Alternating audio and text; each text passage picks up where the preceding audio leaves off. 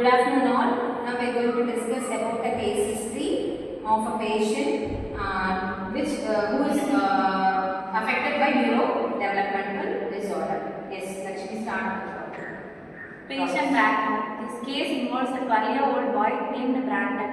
Brandon was brought into a visit for psychiatric evaluation for his temper tantrums. These tantrums are believed to be contributing to the patient's diminishing school performance. The patient's mother states that the things have always been challenging. However, they have become worse since the patient began middle school. The patient's teacher reported that although the patient is academically capable, the patient struggled with making friends. Those classmates are genuinely try to be nice and engage the patient distress. On the other hand, those classmates that are less genuine and feel interest in the patient's toy cars and drugs.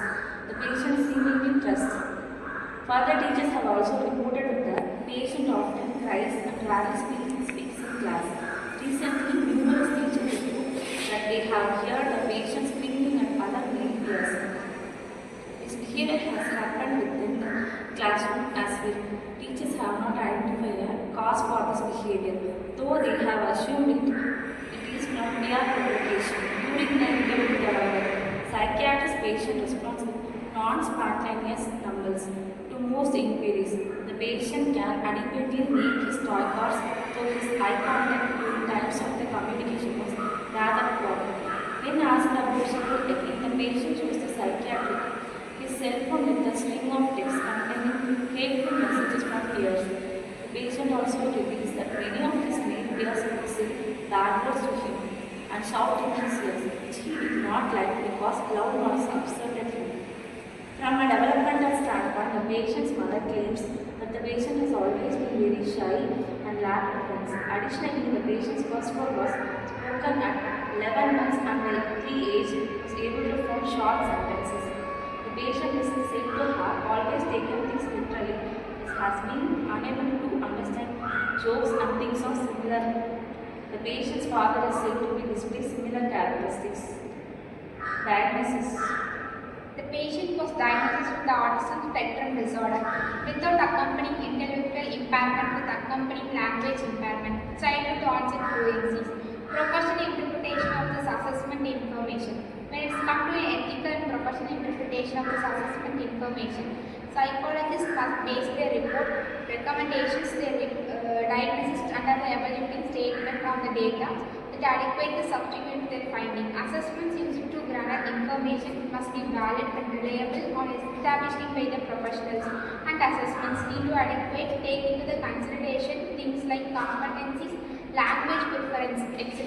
Additionally, when it comes to interpretation, professionals must take into the considerations the overall purpose of this assessment and these other risk factors such as abilities, cultural components, personal, linguistic factors that may impact professionals' conclusions and diminish the professions of the interpretation. Assessment pattern. To begin, the patient will undergo a full medical examination. This will rule out any possible medical disease or major cause of the patient's symptoms and behavior. The patient will also undergo the Wellstar intelligence scales for children to assess his overall intelligence. This assessment includes language, symbol and performance-based questions. The patient will also be taking the Stanford Binet Intelligence Scale to measure any sort of cognitive disabilities that may have arisen in children. The formal clinic interview will be conducted, which lasts between 30 to 60 minutes, and it will allow me to ask questions about the patient's childhood and personal history, such as patient's school history, recent life experience, and general family background. This kind of assessment is structured and enables the patient and the families to provide insight in their own words and ways. A great deal of valuable information come from this sort of measures. Moreover, I think observe the patient in this natural setting could be beneficial in gathering the most precious pictures of why the patient is having temper tantrums so that we can have better formulated treatment plan for the patient that will enable him to function better inside and outside of the school. The final assessment that the patient will be given the childhood autism rating scale, which is 15-item behavior rating scale that assists in identifying children with autism, and then from developmental disabled children who are not considered autism. This incorporate items from the 5 well-known systems. For diagnosing autism, each of the symptoms compares their specific characteristics, abilities, and/or behavior. And the measure utilizes a 7-point scale, which was the degrees to which the patient behavior diverge from the normal size from the same age. Now this child is fully what is the child's problem actually? What we have discussed now?